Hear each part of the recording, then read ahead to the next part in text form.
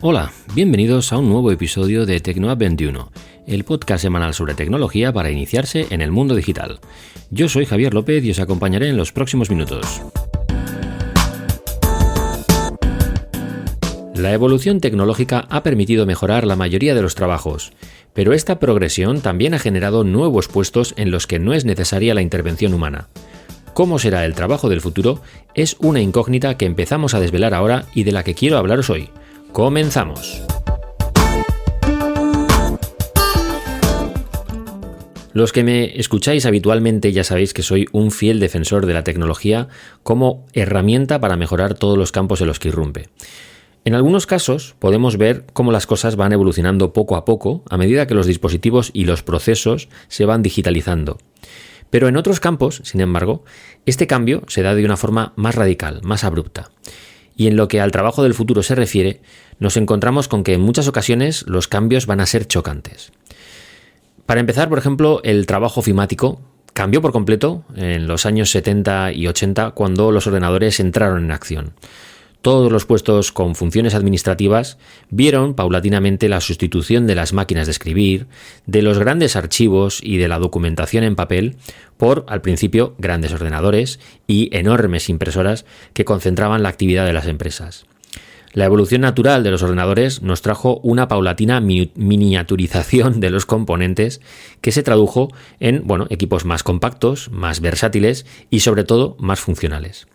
Y hoy en día, podemos incluso trabajar en movilidad con dispositivos tan pequeños como un móvil o una tablet que nos entra en el bolsillo y tener un nivel de productividad similar al de puestos de escritorio tradicional en el que teníamos que utilizar máquinas de escribir o ordenadores enormes e impresoras gigantes, ¿no? Todo eso más o menos lo tenemos ahora casi en el bolsillo.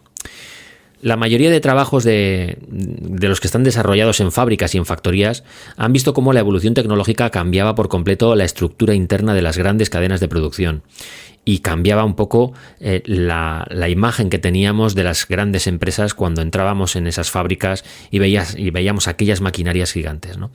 La industrialización ha vivido una nueva revolución con la implantación de la tecnología, que es algo intrínseco, ¿no?, a la industrialización. Es decir, los procesos mecánicos siempre han estado muy ligados a la tecnología, pero claro, en otras épocas eran la tecnología que teníamos con la que podíamos trabajar. A medida que la tecnología ha traído avances, pues ha hecho que las empresas cambiaran por completo, ¿no? Y esto de que la tecnología esté tan presente en las industrias es algo que también siempre yo creo que ha despertado suspicacias por cuanto los trabajadores veían cómo cada vez más puestos de trabajo eran suplantados por máquinas y ya más en la actualidad por robots.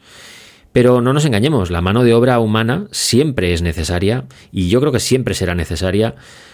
Quizás ahora mismo sí que en las cadenas de producción la mano de obra humana es la que todavía hace muchos procesos mecánicamente y en un futuro seguramente esta obra de mano humana sea la que supervise y la que esté en los procesos de control de calidad, ¿no?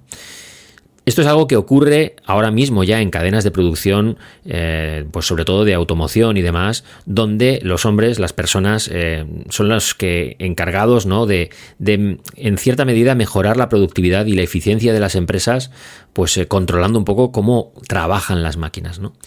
Algo que es imprescindible para que las empresas sean rentables frente a la competencia y las exigencias de un mercado cada vez más complejo.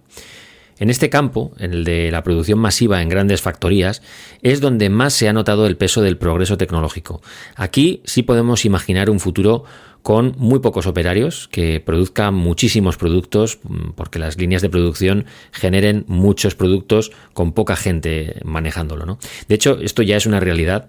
Y si no, no hay más que pasarse por una fábrica de Tesla a ver cómo funcionan las fábricas de Tesla para ver hasta qué punto hemos llegado, ¿no?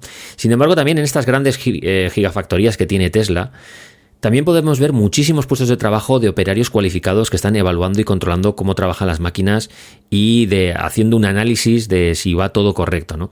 Así que quizás no sea cuestión de renegar de esta opción en la que las máquinas lo hacen todo, sino de entender el papel que el hombre va a tener que desempeñar en estas fábricas, ¿no?, que es un papel distinto al actual. Son puestos mucho más cualificados, con un nivel de acceso mucho mayor, pero que también tendrán que estar en otra franja salarial acorde a la titulación que exigen dichos puestos, porque hablo de ingenieros, diseñadores, gráficos, ejecutivos que trabajan con robots y que se encargan más de supervisar que de producir y de controlar un poco cómo funcionan las cosas dentro de una fábrica, ¿no? Aunque no voy a analizar cada campo laboral en el que la tecnología ha cambiado las reglas, yo creo que sí que hay una constante en todos, y es que da igual el puesto de trabajo en el que estemos actualmente, todos nos requieren de un nivel de digitalización alto para poder cumplir con nuestras tareas. Bien seas, yo qué sé, un taxista, un camarero, un ejecutivo de una empresa, o un profesor, o cualquier empleo que os podéis imaginar, en todos los trabajos necesitamos conocer la tecnología que nos rodea y con la que tenemos que convivir. Yo qué sé, saber usar un datáfono para cobrar a un cliente, si eres camarero o si eres un taxista, tener conocimientos básicos de informática, ¿no? Para elaborar informes y presentaciones, o controlar herramientas online para dar clases si eres, por ejemplo, un profesor, ¿no? O eres docente. Esto es algo que ya nos exige el presente. O sea, tenemos que saber controlar de la tecnología, porque si no nos convertiremos en analfabetos digitales. Y dentro de poco las cosas irán un paso más allá y tendremos que saber incluso programar. Algo que ahora mismo pues parece que está enfocado al tema de los desarrolladores, pero que cada vez más vamos a ver cómo se implanta incluso en las escuelas para que la gente sea capaz de modificar lo que hacen las máquinas un poco para adaptarlas a sus flujos de trabajo. Porque si no hacemos esto, si no estamos a la vanguardia, nos vamos a quedar anclados en un pasado que nos va a pasar factura y que puede acabar excluyéndonos de una sociedad que es tremendamente tecnológica. Estamos en un momento en el que ahora mismo la tecnología ya ha creado no solo nuevos puestos de trabajo que hace poco no existían, sino nuevas categorías de trabajos. Y no hablo solo de los más visibles como los creadores de contenido digital como los youtubers o instagramers o streamers o podcasters.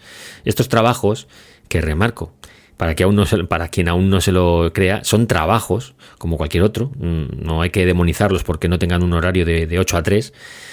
Como digo, estos trabajos han llegado para quedarse. Yo creo que ya está más que evidente y es más que palpable que son puestos de trabajo que se van a quedar aquí y que están en constante evolución y crecimiento. Y están aquí para fraccionar un poco más el panorama de cómo se puede ganar una persona la vida con la tecnología en el siglo en el que vivimos. Y yo creo que esto es algo que cuanto antes lo entendamos, mejor. Hay muchos otros puestos de trabajo que no son tan visibles y que están también muy al alza en la última década y que son 100% digitales, que probablemente sean los trabajos del futuro, ¿no? Los analistas de datos o los trabajos relacionados con la computación en la nube son algunos de estos nuevos y cotizados empleos que cada vez más y más empresas demandan, ¿no? El posicionamiento en la red, por ejemplo, es algo vital para cualquier empresa que esté en la red, porque requiere de un personal específico que sea capaz de analizar las tendencias del mercado y que sepa colocarnos, ¿no?, en los mejores puestos. Los trabajos en la nube, por ejemplo, necesitan de muchísimos ingenieros que mantengan y que mejoren los servicios para los millones de clientes que utilizan el almacenamiento online como base de sus negocios, ¿no? Incluso mercados como el del entretenimiento, pues se han pasado al mundo digital y han tenido que cambiar el perfil de algunos de sus empleados, ¿no? Ahora toda gran empresa de streaming que se precie pues tiene un departamento informático bien hermoso que no deja de crecer a medida que las cosas se complican y el mundo se vuelve cada vez, como digo, más complejo, porque estamos en un mundo muy competitivo donde si no estás a la vanguardia te quedas atrás, y si te quedas atrás te devoran. Ahora bien, si ya sabemos cómo eran las cosas antes en el pasado y en qué punto están ahora mismo, la pregunta es un poco ¿qué podemos esperar de los trabajos del futuro, ¿no? Bueno, yo tengo claro que el progreso exige estar a la vanguardia y eso pasa por adaptarse a la realidad que nos rodea y eso pasa por analizar mucho las tendencias de lo que va llegando. La realidad es que hemos llevado la conectividad a cualquier rincón del mundo, que la pandemia también nos ha demostrado que miles de puestos de trabajo son compatibles con el teletrabajo, y también la realidad nos dice que casi todos los trabajos del mundo tienen aún margen para innovar y para mejorar mediante la tecnología. Una vez que empezamos ese camino de digitalización, El futuro parece que nos lleva a dar nuevos pasos que aumenten la calidad de vida de la gente en sus puestos de trabajo. Y esto también nos va a obligar a hacer concesiones y a cambiar un poco el paradigma de lo que entendemos por trabajo. Mientras se está empezando a probar estas supuestamente idílicas jornadas de 4 días laborales, digo supuestamente idílicas porque también tienen otras contrapartidas que, sobre todo en la compensación económica, que es lo que no agrada tanto. Pero bueno, se está probando estas jornadas laborales, ¿no?, de 4 días que buscan mejorar un poco la productividad y sobre todo la calidad de vida de la gente, ¿no? Pero también hay otra realidad muy palpable, y es que la gente trabaja cada vez más horas. Hay otro amplio espectro de trabajadores que cada vez trabajan más y más horas bajo un nivel de estrés mucho mayor. Y lo cierto es que estamos en un mundo cada vez más polarizado, donde hay sectores pues que avanzan mucho, y hay otros que parece que están retrocediendo y perdiendo derechos y concesiones que teníamos, derechos laborales que teníamos ganados, ¿no?, y que ya parecía que estaban asimilados. El trabajo del futuro yo creo que tendrá que acercar un poco estas posturas tan enfrentadas si no queremos que haya una nueva revolución interna dentro de los países y que la gente acabe rebelándose. Algo que es cada vez más complicado porque vivimos en la autocomplacencia y parece que con 4 cosas que nos den ya nos conformamos. Pero la realidad es que cuando las situaciones se distancian mucho y hay gente que vive muy bien y gente que vive muy mal, las cosas acaban pasando factura y esto acaba en conflictos. Pero bueno, no quiero meterme tampoco en este tipo de elucubraciones, porque yo lo que quería hablaros un poco hoy es de cómo creo que va a ser el trabajo del futuro. Y yo creo que hemos llegado a un nivel de evolución y de progreso como para poder tener puestos de trabajo sostenibles con jornadas reducidas y semanas de 4 días. Creo que eso ya es factible y las empresas creo que lo están entendiendo. Y yo creo que tendremos que ser capaces de mejorar un poco las cosas para quienes no están en ese punto del sistema, para acercarles un poco más y sobre todo que no acabe la gente reventada, ¿no?, y quemada, como el síndrome del burnout, que la gente acaba muy quemada de sus trabajos, ¿no? Yo creo que es un reto, quizás uno de los mayores retos que tenemos de cara al futuro, ¿no? Puede parecer insuperable porque hay veces que hay ciertos retos que parecen un poco complejos, pero yo creo que es factible, que es posible que esto se dé, ¿no? Da un poco la sensación de que para que haya ricos siempre tiene que haber pobres, ¿no? Y para que haya gente privilegiada pues tiene que haber siempre gente explotada, ¿no? Pero yo creo que si hemos conseguido superar retos más complicados en el pasado, creo que esto también somos capaces de superarlo, ¿no? Es una cuestión de entender. Yo creo que es una cuestión de perspectiva, de entender, ¿no? Ya ni siquiera de justicia social, sino de mera perspectiva. Si la gente que dirige estas grandes empresas y el mundo en general viera que el bien común es un poco la respuesta a los problemas, yo creo que buscarían que esto fuera un poquito más justo y equitativo. Pero bueno, voy a dejar estas consideraciones un poco personales y de mis expectativas de futuro y me voy a centrar en lo que es una realidad, que es el progreso, que yo creo que se consigue cuando ese progreso lo adapta a la mayoría, ¿no?, una gran mayoría de personas. Cuando la tecnología de consumo estaba al alcance de unos pocos, hablo de los años 70, 80, sobre todo principios de los años 80, la industria no fue capaz de avanzar.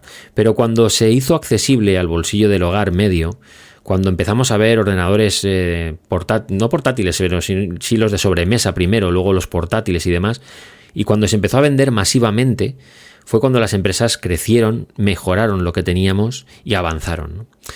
Yo creo que el trabajo del futuro nos tiene que llevar por este tipo de progresiones, es decir, que todos los grandes avances sean accesibles en mayor o menor medida para cualquier persona.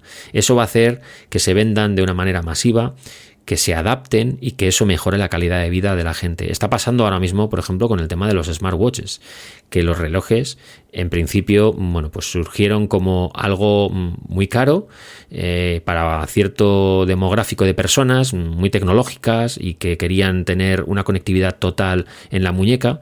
Y ahora ya estamos en un punto en el que muchísima gente las lleva y sobre todo están enfocadas para controlar la actividad, la actividad que hacemos mejoremos no solo la física, sino un poco nuestra actividad diaria, es decir, ver qué tipo de notificaciones queremos que nos lleguen a la muñeca y cuáles no, para separar un poco lo laboral de lo personal y sobre todo para motivarnos a ser más activos y a mejorar nuestra calidad de vida, ¿no? Ese tipo de avances son los que creo que nos van a ayudar para que los trabajos del futuro sean más sanos para las personas. Es decir, que yo creo que los puestos de trabajo del futuro deberían buscar la calidad de vida de la gente, que es un poco lo que busca esa jornada de 4 días laborales de semana, y no tanto el beneficio económico, que sí, que está muy bien, que progresar y ganar dinero está muy bien, pero no es la base de la felicidad. La base de la felicidad es que tu calidad de vida sea buena, es decir, que el trabajo en el que estés sean 3 horas, 5 horas u 8 horas, sean unas horas bien invertidas donde tú no sientas que estás agobiado, presionado, quemado. Ese es un poco lo que yo aspiro del trabajo del futuro, es decir, que se piense más en el trabajador y no tanto en los aspectos meramente económicos y comerciales, ¿no? Ya sé que es un poco utopía todo esto, pero creo que es algo que nos beneficia a todos como sociedad.